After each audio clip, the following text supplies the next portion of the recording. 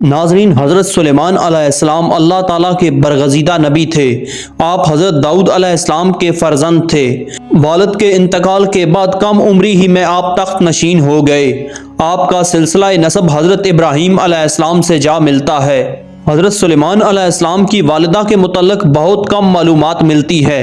ابن ماجہ میں ایک حدیث ہے کہ رسول اللہ صلی اللہ علیہ وسلم نے فرمایا، سلیمان علیہ السلام کی والدہ نے ایک دفعہ نصیحت فرمائی، بیٹا رات بھر سوتے ہی نہ رہا کرو، اس لیے کہ رات کے اکثر حصے کو نیند میں گزارنا انسان کو قیامت کے دن اعمال خیر سے محتاج کر دیتا ہے۔ اللہ تعالیٰ نے حضرت سلیمان علیہ السلام کو بہت سے معجزات عطا فرمائے تھے، جن میں سے چند یہ ہیں۔ آپ کو ایسی عظیم بادشاہیت ملی جو ان سے پہلے کسی کو نصیب نہیں ہوئی اور نہ ان کے بعد کسی کو میسر آئے گی۔ اللہ تعالیٰ نے انسانوں کے علاوہ جنوں اور شیاطین کو بھی ان کے تابع کر دیا تھا۔ اللہ تعالیٰ نے ہر طرح کے جانوروں کو نہ صرف آپ علیہ السلام کا فرما بردار کیا بلکہ ان کی بولیاں سمجھنے اور بولنے کی صلاحیت بھی عطا فرمائی۔ اللہ تعالیٰ نے ہوا کو آپ کے آگے مسخر کر دیا۔ اس طرح حضرت سلیمان علیہ السلام ایک ماہ کی مسافت صبح و شام میں طے کر لیا کرتے تھے۔ قرآن مجید کی 7 سورتوں میں 16 مقامات پر حضرت سلیمان علیہ السلام کا تذکرہ ہے۔ اللہ تعالیٰ نے بچپن ہی سے حضرت سلیمان علیہ السلام کو علم و حکمت، فہم و فراست، ذہانت اور بے پناہ قوت فیصلہ سے نوازا تھا۔ چنانچہ ایک مرتبہ حضرت داؤد علیہ السلام کے دربار میں 2 افراد ایک مقدمہ لے کر حاضر ہوئے۔ ان میں ایک بکری والا تھا اور دوسرا کسان تھا۔ کسان نے دعویٰ کیا کہ اس شخص کی بکریوں نے میرے کھیت میں گھس کر اسے تباہ و برباد کر ڈالا۔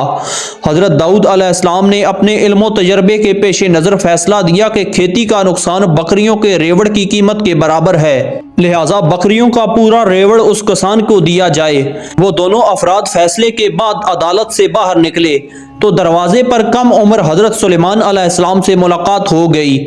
انہوں نے مقدمے کے بارے میں دریافت کیا اور دونوں اشخاص کو لے کر واپس اپنے والد حضرت داؤد علیہ السلام کی خدمت میں حاضر ہوئے اور گزارش کی کہ اگر اجازت ہو تو اس فیصلے سے متعلق اپنی رائے پیش کروں۔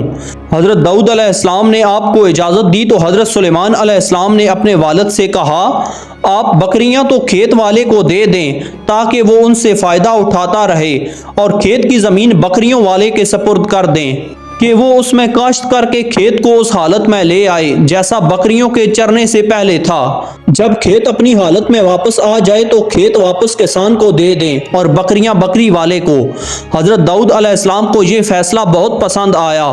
اللہ تعالیٰ نے قرآن مجید کی سورۃ الانبیاء کے اندر اس واقعے کا ذکر فرمایا ہے۔ ناظرین، حضرت سلیمان علیہ السلام نے دعا مانگی، اے میرے پروردگار، میری مغفرت فرما اور مجھے ایسی بادشاہیت عطا کر جو میرے بعد کسی کو بھی میسر نہ ہو، بے شک تو بڑا عطا فرمانے والا ہے۔ آپ کی یہ دعا اللہ تعالیٰ کے دین کے غلبے ہی کے لیے تھی، چنانچہ اللہ تعالیٰ نے دعا قبول فرمائی اور انہیں عظیم الشان حکومت عطا فرمائی۔ دنیا کی ہر شے آپ کی مطیع و فرما بردار تھی۔ آپ ہوا کو حکم دیتے تو وہ مہینوں کا سفر گھنٹوں میں طے کروا دیتی۔ چرند پرند آپ کے ہر حکم کی تابعداری کے لیے حاضر ہوتے۔ سرکش جنات ہر وقت ہاتھ باندھے احکامات کی بجا آوری کے لیے تیار رہتے اور شیاطین زنجیروں میں جکڑے رہتے۔ سورۃ الانبیاء میں اللہ تعالیٰ نے ارشاد فرمایا، اور ہم نے تیز ہوا سلیمان کے تابع کر دی جو ان کے حکم سے اس ملک میں چلتی تھی جس میں ہم نے برکت دی تھی، یعنی کہ ملک شام میں، اور ہم ہر چیز سے باخبر ہیں۔ ہوا کے مسخر کرنے کا واقعہ حضرت سلیمان علیہ السلام کے ساتھ اس وقت پیش آیا جب آپ اپنے لشکری گھوڑوں کے معائنے میں مصروف تھے۔ یہ گھوڑے آپ کو بہت پسند تھے۔ ان گھوڑوں کو دیکھتے دیکھتے آپ کی عصر کی نماز کا وقت چلا گیا۔ چونکہ اس غفلت کا سبب گھوڑے بنے تھے، لہٰذا آپ نے اپنے ان خوبصورت اور بیش بہا گھوڑوں کو ذبح کر دیا۔ آپ علیہ السلام نے جب اپنی سواری کے جانور قربان کر دیے تو اللہ تعالیٰ نے انہیں اس سے بہتر سواری عطا فرما دی اور ہوا کو مسخر کر دیا۔ حضرت سلیمان علیہ السلام کے ان گھوڑوں کا واقعہ قرآن مجید کی سورۃ سواد کے اندر موجود ہے۔ حضرت سلیمان علیہ السلام اپنے تخت پر بیٹھ جاتے، تخت سلیمانی پر 6 لاکھ کرسیاں رکھی جاتی جن میں حضرت سلیمان علیہ السلام آپ کے وزیر اور سارے جنات ان پر بیٹھتے۔ پھر حضرت سلیمان علیہ السلام ہوا کو حکم دیتے، ہوائیں اسے اتنی رفتار سے لے جاتی کہ 1 مہینے جتنی مسافت صبح سے دوپہر تک کی ایک منزل میں طے ہو جاتی، پھر اسی طرح 1 مہینے کی مسافت دوپہر سے رات تک میں، یعنی اس طرح ایک دن میں 2 مہینوں کی مسافت طے ہوتی۔ اللہ تعالیٰ نے جنات اور شیاطین کو بھی حضرت سلیمان علیہ السلام کا تابع و فرما بردار بنا دیا تھا، جو نوکروں چاکروں کی طرح آپ کا ہر حکم بجا لاتے۔ وہ آپ کے لیے سمندر کی تہ سے قیمتی موتی ہیرے جواہرات نکال لاتے۔ حضرت سلیمان علیہ السلام کو بڑی اور خوبصورت عمارتیں بنانے کا شوق تھا، چنانچہ وہ آپ کے حکم پر شاندار عمارتیں بناتے۔ اگر ان میں سے کوئی سرکشی کرتا تو حضرت سلیمان علیہ السلام اسے سزا دیتے اور زنجیروں میں جکڑ دیتے۔ قرآن کریم میں اللہ تعالیٰ نے ارشاد فرمایا، ہم نے بہت سے شیاطین بھی ان کے تابع کیے تھے جو ان کے فرمان سے غوطے لگاتے تھے، اور اس کے سوا بھی بہت سے کام کرتے تھے، اور ان کے نگہبان ہم ہی تھے۔ ان جنوں میں بھی 2 طرح کے جنات تھے، ایک تو اہل ایمان تھے جو اپنے نبی کا ہر حکم مذہبی فریضہ سمجھ کر پورا کرتے، لیکن جو جن کافر تھے انہیں شیاطین کہا گیا۔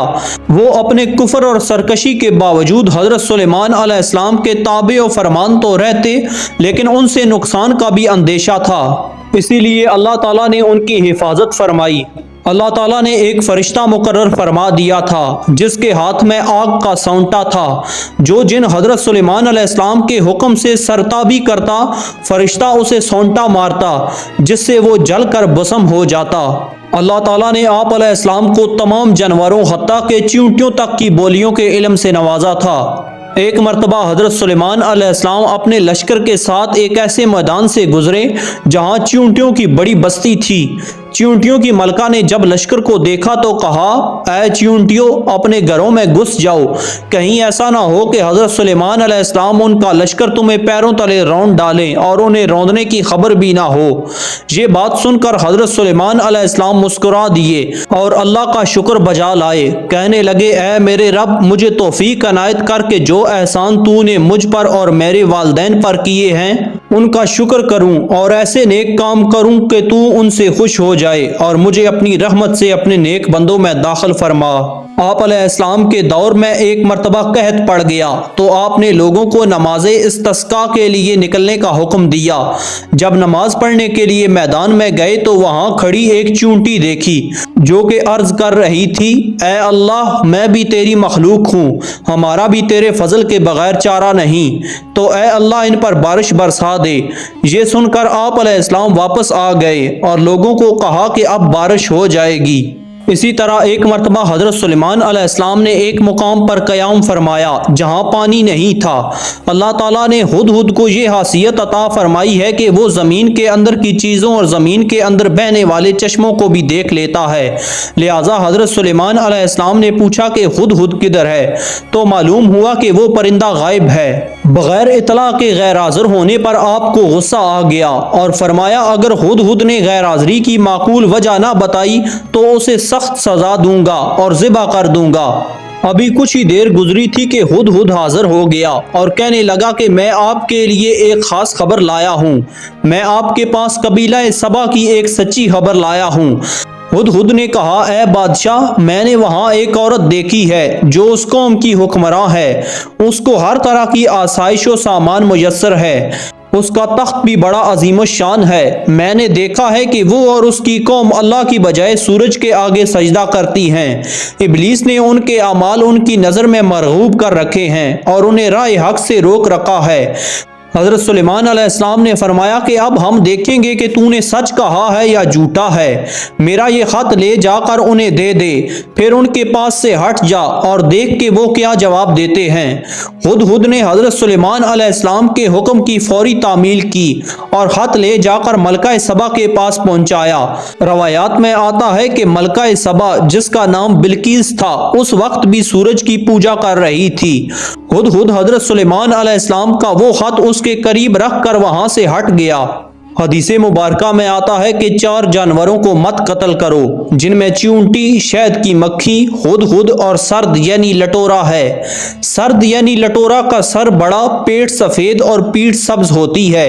یہ چھوٹے چھوٹے پرندوں کا شکار کرتا ہے۔ ملکہ بلقیس نے جب حضرت سلیمان علیہ السلام کا خط پڑھا تو متفکر ہو گئی اور فوری طور پر درباری طلب کر لیے۔ بلقیس کی مجلس شورا کے ارکان کی تعداد 313 تھی اور ان میں سے ہر ایک 10,000 افراد کا نمائندہ تھا۔ ملکہ نے کہا، اے اہل دربار، میری طرف ایک بڑا اہم خط پھینکا گیا ہے جو کہ فلسطین اور شام کے عظیم فرمانروا سلیمان کی جانب سے ہے، جسے بسم اللہ الرحمن الرحیم سے شروع کیا گیا ہے۔ اس میں کہا گیا ہے کہ ہم سرکشی چھوڑ کر اطاعت اختیار کریں اور مسلمان ہو کر سلیمان کے آگے حاضر ہو جائیں۔ اب تم سب مل کر مجھے مشورہ دو، تم جانتے ہو کہ تمہارے مشورے کے بغیر میں کوئی کام نہیں کرتی۔ درباریوں نے کہا کہ اے ملکہ، ہم طاقتور اور جنگجو ہیں، جیسا آپ حکم دیں گے ویسا ہی کریں گے۔ ملکہ نے کہا، بادشاہ جب کسی ملک میں گھس جاتے ہیں تو اسے تباہ و برباد کر دیتے ہیں اور وہاں کے معزز لوگوں کو تذلیل کرتے ہیں، چنانچہ ان سے لڑنا خلاف مصلحت ہے۔ میں ان لوگوں کی طرف ایک ہدیہ بھیجتی ہوں، پھر دیکھتی ہوں کہ وہ کیا جواب دیتے ہیں۔ حضرت سلیمان علیہ السلام کی طرف تحائف بھیجنے کا مقصد ان کا امتحان لینا تھا کہ وہ واقعی اللہ کے نبی ہیں یا محض ملک گیری چاہتے ہیں۔ قصہ مختصر، بلقیس نے بہت سارے تحائف کے ساتھ اپنے ایلچی کو حضرت سلیمان علیہ السلام کے دربار میں بھیج دیا۔ بلقیس نے جو تحائف بھیجے ان میں سونے کی اینٹیں، جواہرات، 100 غلام، 100 کنیزیں اور ملکہ کا ایک خط بھی تھا۔ اللہ تعالیٰ نے اپنے نبی کو ان تحائف کی تفصیلات وحی کے ذریعے پہلے ہی بتا دی تھی۔ حضرت سلیمان علیہ السلام نے جنات کو حکم دیا کہ شہر میں داخل ہونے والے راستے پر سونے چاندی کی اینٹوں کا فرش بچھا دیا جائے، راستے کے دونوں جانب سونے کے عجیب الخلقت جانور کھڑے کر دیے جائیں، وزراء کی تمام کرسیوں کو سونے کا کر دیا جائے، دربار کو ہیرے جواہرات سے مزین کیا جائے۔ جب بلقیس کے قاصد وہاں پہنچے اور انہوں نے یہ سب دیکھا تو وہ بہت زیادہ شرمندہ ہوئے۔ حضرت سلیمان علیہ السلام نے قاصدوں سے کہا، کیا تم لوگ مال سے میری مدد کرنا چاہتے ہو؟ مگر دیکھ لو، جو کچھ اللہ نے مجھے دے رکھا ہے وہ اس سے بہت زیادہ ہے جو تمہیں دیا ہے، لہٰذا تمہارا تحفہ تمہیں مبارک ہو۔ اب تم اپنے تحائف کے ساتھ واپس جاؤ اور اپنی ملکہ سے کہنا کہ ہمارا انتظار کرے، ہم ایک زبردست لشکر لے کر آئیں گے جن کا وہ مقابلہ نہیں کر سکے گی، اور پھر ہم تم سب کو ذلت کے ساتھ وہاں سے نکال پھینکیں گے۔ قاصد نے واپس آ کر ملکہ کو حضرت سلیمان علیہ السلام کا سخت پیغام پہنچایا۔ بلقیس ایک سمجھدار اور دانا خاتون تھی، وہ سمجھ گئی کہ واقعی یہ اللہ کے نبی ہیں، لہٰذا اس نے جنگ کی بجائے حضرت سلیمان علیہ السلام کے دربار میں حاضر ہو کر اپنی اطاعت کا یقین دلانے کا فیصلہ کیا، اور وہ شاہانہ ٹھاٹ باٹ کے ساتھ حضرت سلیمان علیہ السلام کی طرف روانہ ہو گئی۔ حضرت سلیمان علیہ السلام کو اللہ تعالیٰ نے وحی کے ذریعے بتا دیا تھا کہ بلقیس تمہاری فرما بردار بن کر حاضر ہو رہی ہے۔ چنانچہ حضرت سلیمان علیہ السلام نے اپنے درباریوں سے کہا، تم میں سے کون ملکہ بلقیس کا تخت میرے پاس لا سکتا ہے قبل اس کے کہ وہ لوگ مسلمان ہو کر میرے پاس پہنچیں؟ جنوں میں سے ایک جن نے کہا کہ اس سے پہلے کہ آپ اپنے تخت سے اوپر اٹھیں میں اس تخت کو یہاں لے آؤں گا۔ پھر ان میں سے ایک جن بولا، میں آپ کی پلک جھپکنے سے پہلے اسے یہاں لا دیتا ہوں۔ حضرت سلیمان علیہ السلام نے وہ تخت اپنے سامنے دیکھا تو اللہ تعالیٰ کا شکر ادا کیا۔ حضرت سلیمان علیہ السلام نے ملکہ کا امتحان لینے کے لیے ان کے تخت میں کچھ رد و بدل کروا دیا۔ جب وہ آئیں تو ان سے پوچھا، کیا تمہارا تخت بھی اسی طرح کا ہے؟ انہوں نے کہا، یہ تو گویا ہو بہو وہی ہے، اور ہمیں تو پہلے ہی معلوم ہو گیا تھا اور ہم فرما بردار ہو چکے ہیں۔ بلقیس کے آنے سے پہلے حضرت سلیمان علیہ السلام نے ایک ایسی عمارت بنانے کا حکم دیا جس کا فرش شیشے کا ہو، نیچے پانی جاری ہو، پانی میں مچھلیاں اور دوسرے آبی جانور ہوں۔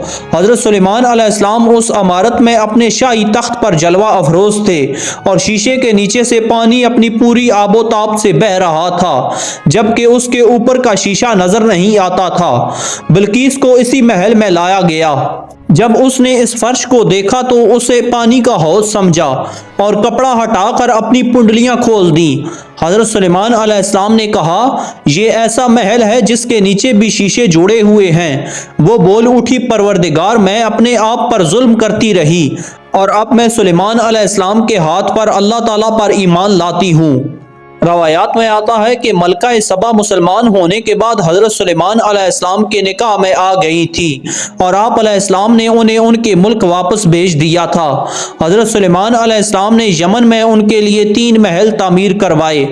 آپ وہاں تشریف لے جاتے اور 3 روز قیام فرماتے۔ حضرت سلیمان علیہ السلام کے دور میں ہی جنات کے بارے میں مشہور ہو گیا تھا کہ وہ غیب کی باتیں جانتے ہیں۔ اللہ تعالیٰ نے حضرت سلیمان علیہ السلام کی وفات کے ذریعے اس عقیدے کے فساد کو واضح کر دیا۔ حضرت سلیمان علیہ السلام کا معمول تھا کہ آپ بیت المقدس میں کبھی 1 تو کبھی 2 سال تنہائی میں بسر کرتے تھے۔ اسی طرح بعض اوقات وہاں 1 یا 2 ماہ تک تنہا رہتے اور اس دوران اپنا کھانا پینا ساتھ رکھتے۔ آپ نے بیت المقدس کی تعمیر کا بہت سا کام مکمل کروا لیا تھا اور کچھ کام باقی تھا جو جنات سر انجام دے رہے تھے۔ جنوں کی طبیعت میں سرکشی غالب آ گئی تھی، لیکن وہ آپ کے خوف سے کانپتے رہتے تھے۔ حضرت سلیمان علیہ السلام نے دعا کی تھی کہ اے اللہ، میری موت سال بھر تک جنات سے مخفی رکھنا تاکہ انسان جان لے کہ جنات غیب کا علم نہیں جانتے۔ دوسری وجہ یہ تھی کہ اس دوران بیت المقدس کا کام بھی مکمل ہو جائے، کیونکہ اگر جنات کو آپ کی وفات کا علم ہو جاتا تو وہ کام چھوڑ دیتے۔ چنانچہ جب موت کا وقت قریب آیا تو آپ علیہ السلام عبادت کے لیے بیت المقدس میں اپنی مخصوص محراب میں داخل ہو گئے۔ یہ محراب ایک صاف شیشے کی بنی ہوئی تھی جس میں سے باہر سے اندر کی سب چیزیں نظر آتی تھیں۔ آپ علیہ السلام اپنے معمول کے مطابق عصا کا سہارا لے کر کھڑے ہو گئے۔ وقت مقررہ پر روح قبض کر لی گئی، مگر حضرت سلیمان علیہ السلام عصا کے سہارے اپنی جگہ پر کھڑے رہے۔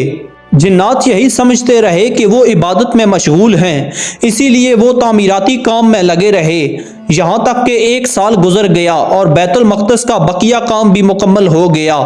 دیمک نے عصا کی لکڑی کو اندر سے کھا کھا کر کمزور کر دیا تھا، جس کی وجہ سے ایک دن عصا ٹوٹ گیا۔ اس وقت جنات کو آپ علیہ السلام کی وفات کی خبر ہوئی۔ تاریخ کے حوالے سے نقل کیا گیا ہے کہ حضرت سلیمان علیہ السلام کی عمر مبارک 53 سال تھی اور ان کی سلطنت 40 سال رہی۔ انہوں نے 13 سال کی عمر میں ہی سلطنت کا کام سنبھال لیا تھا اور بادشاہیت کے 4تھے سال بیت المقدس کی تعمیر شروع کی۔ ناظرین، اگر آپ کو ہماری یہ ویڈیو پسند آئی ہو تو ویڈیو کو لائک اور چینل کو سبسکرائب ضرور سے کر دینا۔ اپنا بہت سارا خیال رکھیے گا، ساتھ ہمارے اس چینل کا بھی۔ اللہ حافظ۔